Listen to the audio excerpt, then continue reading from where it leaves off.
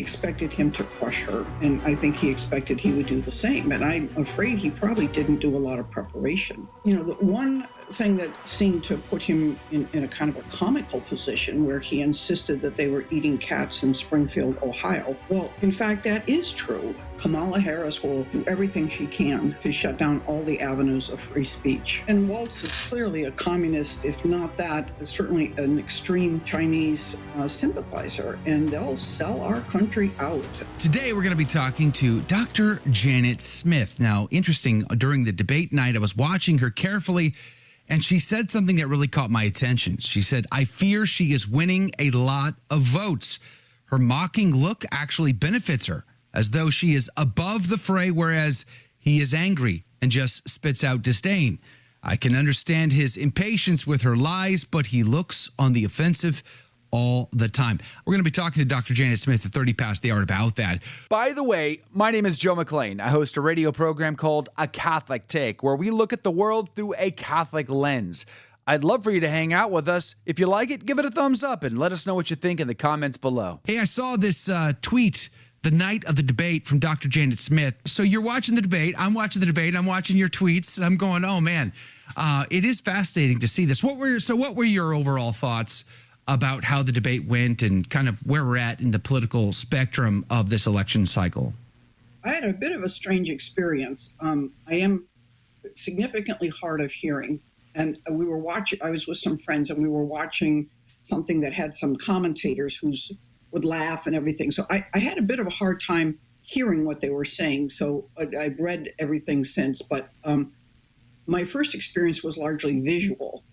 And on the visual side of things, if I try to think of myself as an undecided voter, and how I would be responding to what was going on. It was so different from the Biden debate. The Biden debate, he seems so in control of himself. And I mean, he was obviously in that debate just waiting for Biden to self-destruct, which he very generously did.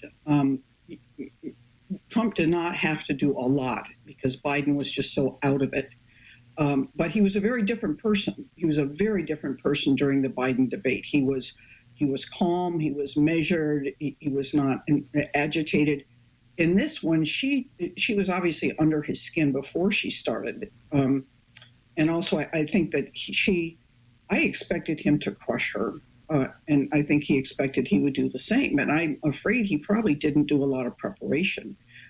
He should have had people throwing darts at him for 24 hours and, being able to just fend them off without getting extremely angry. And the whole time he was scowling, whereas she was so phenomenally well prepared and coached for this, never to give a straightforward answer. And when she looked at him, it was always with this quizzical look about how could you possibly be saying something like that? Whereas he's fuming. It's like, I know you're going to say something stupid. That's all you ever do is you say stupid things, which I agree with. But it didn't serve him well. I think if he would have not played by their rules, I think he would have done far better. If he would have not played it as it lied and not done what the expected thing was to do, but did something different, I think he would have walked out of there and he would have been on top in every way. But don't you agree, though, that the substance of what he said, and given all of the difficulties that he was up against, he did pretty good in the whole as far as that goes? Would you say that's fair? Oh yes, and even more so. I mean, afterwards, most of the commentators, the Republican Trump supporters, had pretty much the evaluation that I did, and then with all the extra elements against him, though Trump is perfectly capable of taking on three at one and one. He commands. His presence is very commanding, and his problem is, though, I think he didn't prepare. But since I've been reading a lot of commentary on it, and the one thing that during the debate seemed to put him in a kind of a comical position where he insisted that they were eating cats in Springfield, Ohio. Well, in fact, that is true. And there's been an unbelievable amount, at least on Twitter, of activity of people posting videos of such things, explaining that they're from Haiti and this is what people in Haiti do. It's even voodoo. And then, of course, you have 20,000 new immigrants in a city of 60,000. The sympathy is just, sympathy for those people. And you hate to say it. I mean, people seem to care more about cats than they do about human beings. Right. But all those cat ladies have been offended by what Vance has said that may be willing to move over to Trump right now because they don't want their pets killed. Mm-hmm. And I think to some extent, the reality of the infiltration of immigrants is starting to hit home, that it's coming to a community, your community, or a community near you. So I've seen some movement on the evaluation of Trump since the debate, that everybody was saying, oh, why did he have to bring that up? Why? It's unsubstantiated. Why did he even have to say it? And now people are saying, this is horrible. Why is this happening in our country? And again, and even like CNN, evidently, I'm sorry I haven't verified this, but I've read that they admitted that the fact checking, that it was wrong, and that what he said was true on many instances, and she said many false things. I think I'm just surprised. I've been always surprised that anybody's taken in by all of the manipulation of the media. But I think, again, things changed a bit with Biden when everybody realized, we didn't seem to think for some reason that we'd had a demented president for several years. And all of a sudden, we now see it. We now see it. How did we not see it before? Well, I think a bit of that is happening now. More people are skeptical about the media than were before. I've been trying to push my Facebook followers to follow Twitter because that's where you get the real news. Let's go to contraception. Let's go to IVF. Let's go to abortion. What was your opinion about Donald Trump's response on those issues? Well, as every pro-lifer is, we're just profoundly disappointed in him. I mean, he was the most pro-life president that we've ever had. He had more success in overturning Roe versus Wade than anyone. He did follow through on his promises to give us Supreme Court justices. But whatever he's doing now, it does seem profoundly disappointing. The acceptance of the Supreme Court decision on the abortion pill, which it wasn't really permitting it, but it amounts to that. And he doesn't have to come out boldly. All he has to say that, and that in IVF, where the heck that came from? Does he have any idea what's really involved? Does he have any idea of the number of lives? But I think his son, Donald Trump Jr., I believe, said, well, these have been his positions all along, and that he adopted the other positions, it seems, for the sake of votes. I hope he's just adopting these positions for the sake of votes, and I hope that he's capable of doing another 180 when he gets in office. If there were a decent pro-life candidate, we'd all be voting for him. But we don't have. I do not believe we have a choice. I mean, I understand those who think we shouldn't vote for him because he's become so pro-abortion. But I'm saying you're certainly not advancing the pro-life cause by doing that. I think we have an enormous threat to our freedom under the Biden, Harris, Obama, etc. regimes. And we're not even going to be able to fight for a better candidate or fight for freedom of speech unless Trump gets in. That's my view. I see a world of difference between the two of them. I think that Kamala Harris will do everything she can to shut down all the avenues of free speech. Again, she's already done it in respect to X. She's threatened Elon Musk that she's going to do something, and her administration will do all the lawfare against Musk and others that they've been doing against Trump. So I just think that it will be a nightmare, and not to say what she might do in respect to religious freedom if there's a new COVID pandemic, her shutting down more of religious practices, etc. because she's a puppet, of course. We can only, and so has Biden been. The whole question is who's been running our government for the last four Right. years. It's Right. Yes. certainly neither one of those. Yeah. But and Waltz is clearly a communist, if not if not that, certainly an extreme Chinese sympathizer, and they'll sell our country out. The borders they're already letting people in. They'll even more fly them in. Cities will become what many cities already have. You have immigrants taking over hotels and residences in Springfield. People who were renting houses have been kicked out, and then the landlord, they've been paying maybe $1,000 a month, and he now brings, instead of 10 people and charges each one of them a huge amount from the government is being paid for. I've been accused many times in my life of being a Pollyanna, and I've never really shed that look at the world. And I really think that there's tons of reasons for extreme pessimism, which I do have in respect to Harris and Waltz and the deep state. I think the fact that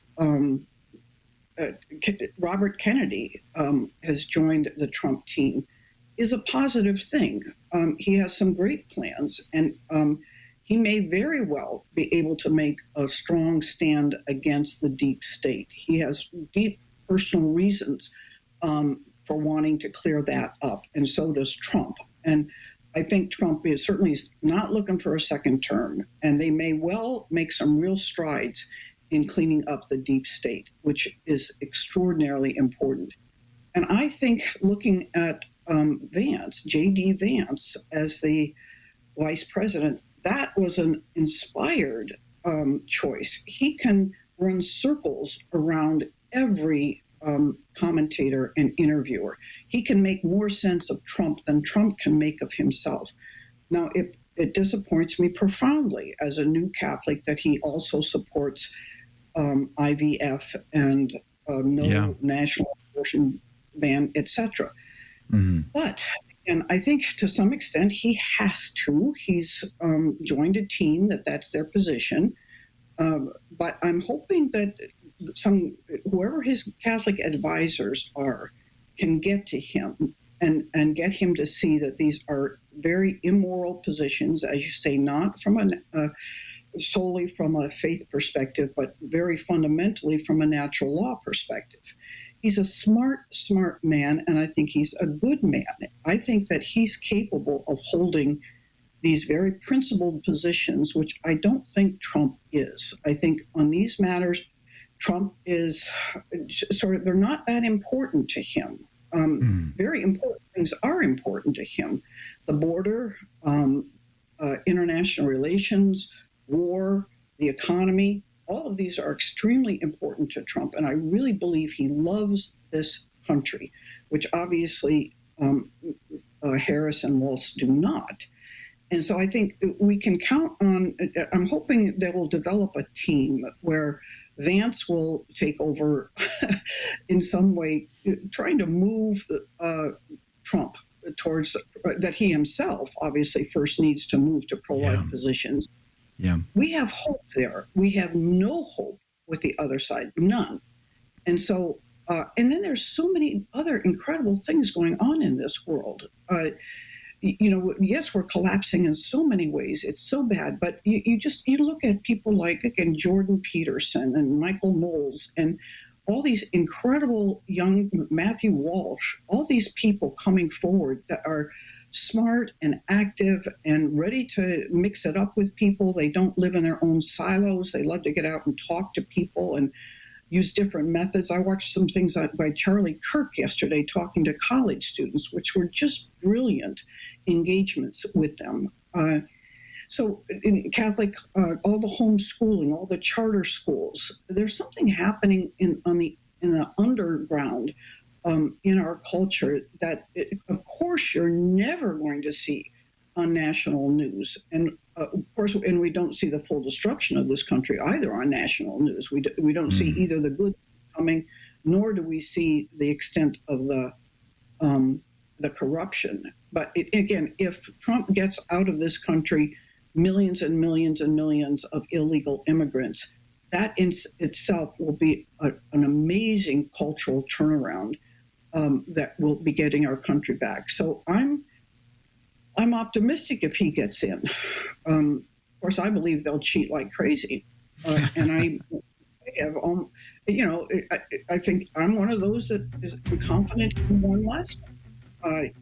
We're smarter this time, but they're more practiced at being cheaters now than they were before. Obama issued more executive orders than any president in our history, and I just think she'll try to do as much as she can. And again, these guys don't mind cheating. They love cheating. They love lying. They don't know any other way to do things. And so we always think, oh, they can't do it because the law says this, and we can't do it because they'll be stopped by the courts, and they can't do it because the public are against it. But they've done things over and over again. I believe that the assassination attempt of Trump was an inside job. All right. I think they're willing to kill an opposing candidate. Anybody who's willing to do that, what aren't they willing to do? And so my imagination is not strong enough in order to figure out all the avenues of skullduggery that they can utilize. Whether they declare a national emergency and suspend elections even this time. I don't know what they're incapable of doing. I mean, honestly, if they're capable of pulling off a very sloppy assassination attempt, which nonetheless almost succeeded, what aren't they capable of doing? And I think we can't even imagine it at this point. Again, I'm not a great political strategist, but I hope I read some. There are those who say that, they can pass laws that say that we all have to vote in person and we have to have write-in ballots, no more computer ballots. That if we get 20 million illegal immigrants out of this country, we will have gone a long way to have stopped the cheating. We have people who are not citizens voting. If you get the non-citizens out of here, I think we'll have a better chance. So I think there's mechanisms that can be put in place. And I think, if we do get Trump in, we might do better. We didn't in some of the intermediate elections of getting more Republicans in and passing some more, the better laws that will protect voting integrity. So I don't think it's hopeless, but I think it's an uphill. Do we go back climb. to paper ballots? Sure. They do it in other countries, and because those electronic ones can be hacked. Yeah, exactly right. So I think those who are suggesting that we have a national day off of work and everybody goes to the polls and you have to vote when you're there. I mean, there may still be some legitimate exceptions for mail-in ballots, people in the military, for instance, but it seems to me that we've had so much voter fraud that we have to take some radical, though sensible, not tyrannical methods. Everybody's on the same playing ground to fix the problem. Donald Trump is incapable of admitting bad decisions. Yeah. He's absolutely incapable of it. So it's, but the fact that he's brought onto his team, in a sense, Robert Kennedy Jr., is such a huge step in the right direction. We're going to have to be happy with that. We're not going to get any apologies from Trump ever, in my view. He's incapable of it. He's of that group of people who think you never, ever admit wrong or apologize. It's a horrible position. But Robert Kennedy certainly does. He admits, he does a lot of mea culpas, and he talks a lot about being prayerful. I think that's genuine. And, he grew up in his childhood saying the rosary every day. Now people say, why didn't that take? And I want to say he held his father was assassinated when he was 14, and he went on drugs when he was 14 took heroin until he was 28. and then decided to take control of his life and started believing in God, even though he didn't, because he understood that was a way of getting yourself out of addiction. And then he has, as many people do, he has come to believe. He hasn't come around to where he needs to be, but he's at a place that's extremely advantageous for this country.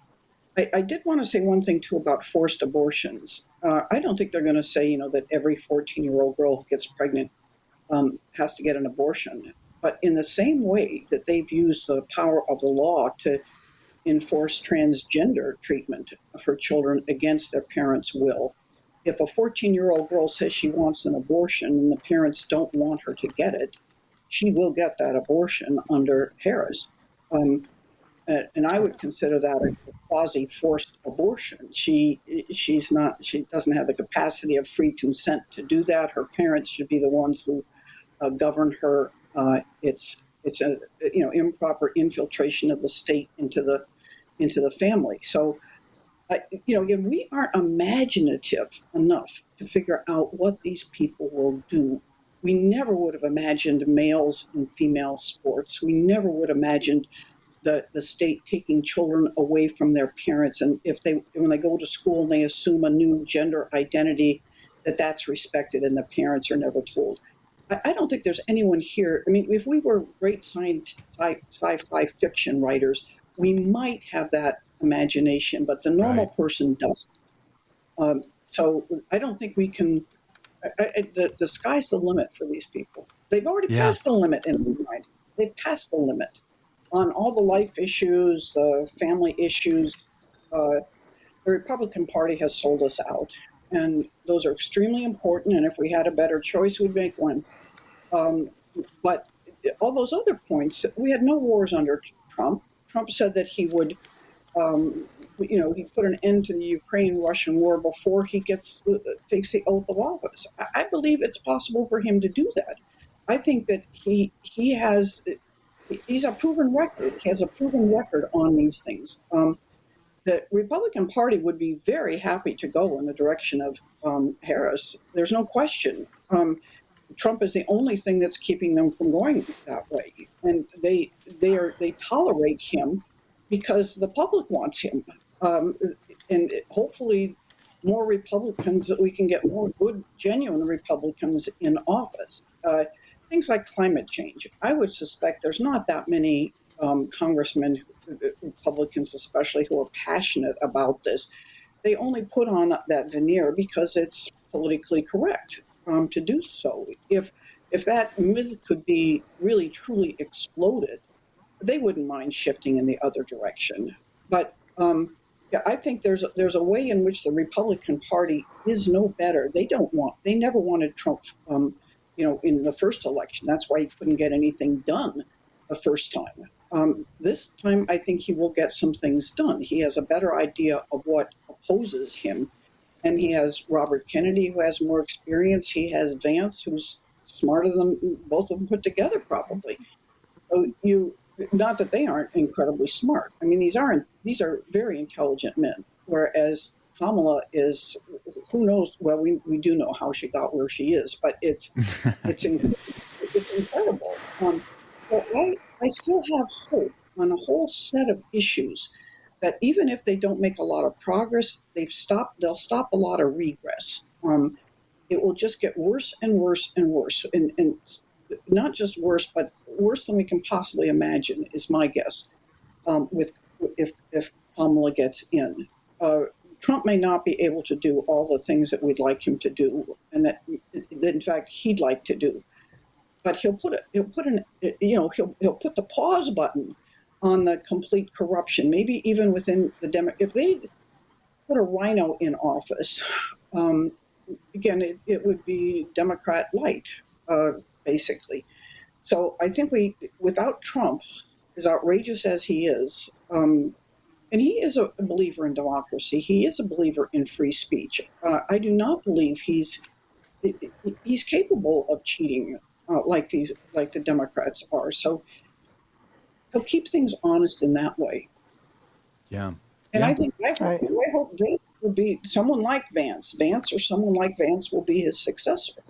If they have a I great hope record, so. if they have a great record on the economy and a great record on war, um, we might be ready for a successor to Trump. I thought Donald Trump's closing statement was by far his strongest moment in the entire debate. Dr. Janet Smith, what did you think? Oh, yes. I mean, and that's what he should have sung that tune throughout the debate. That they could have done something about everything she says they're going to do something about already. And when he told her to go down to the White House and just get started, that's absolutely to the point. But I think something that needs to be said much more often is that Donald Trump doesn't need this office for anything. He's a Sure. billionaire.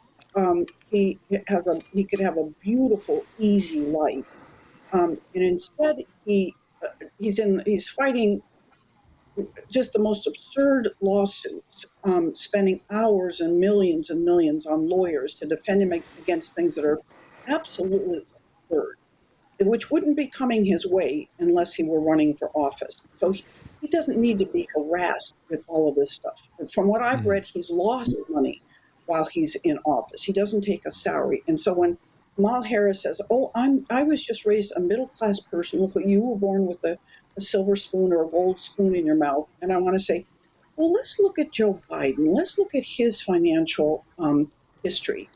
He's never been anything except a public servant, and he's a multimillionaire now. His son has gone through a multi-million dollars, that they've skimmed right off of Ukraine. And he made some allusion to that in the election. I mean, in the debate. But the number, of course, he had so many things he could have mentioned. We can't get too angry about him not mentioning him because it's such a long list. But again, the Russian collusion hoax, the Hunter Biden laptop. Again, all the evidence of a deep state, and all the evidence of the Biden family mafia getting rich off of Biden being in office. Where does all that millions of dollars come from? Nobody's asking those questions. Yeah. So I think sometimes to appreciate who this man is, yes, he loves the adulation he gets going to those rallies. You can just see that he floats. He's riding a wave. He's just as happy as a human being can be when he comes in and people love him. But it honestly isn't all about ego. He truly does love this country. And when he knows that our soldiers were killed in Afghanistan because of a sloppy retreat, and when he knows the thousands of Ukrainians are being killed every day unnecessarily, he truly feels that. When he knows that there's sexual trafficking happening because of the immigration, he truly feels that. Robert Kennedy, when he talks about the 30% of American teenagers are obese or pre-diabetic, he feels that. You can hear that.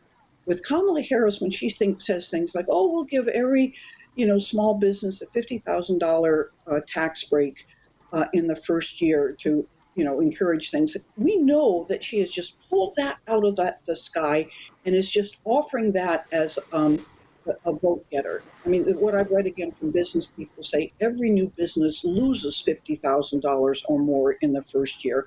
Nobody will be able to take advantage of that tax cut. Plus, if it did, it's basically taxpayer money that once again is just being used to buy votes. There's not enough statement of some of these obvious facts that as unsavory as Trump is in so many ways, there is truly a genuineness there that she does not possess, Walsh does not possess. So I think, I want to vote for genuine human beings, among other things. Did you like that video? It's okay. You can admit it. It's perfectly fine. Hey, we cover the big stories of our day, from inside the church to outside the church to all points in between, and we do it from a Catholic perspective. It's called A Catholic Take. It's a radio program Monday through Friday. We live stream it right here on this channel, by the way, so make sure to subscribe, like, and share. We would be very grateful to you. And don't forget, you're going to want to watch this video right here because you don't want to miss anything.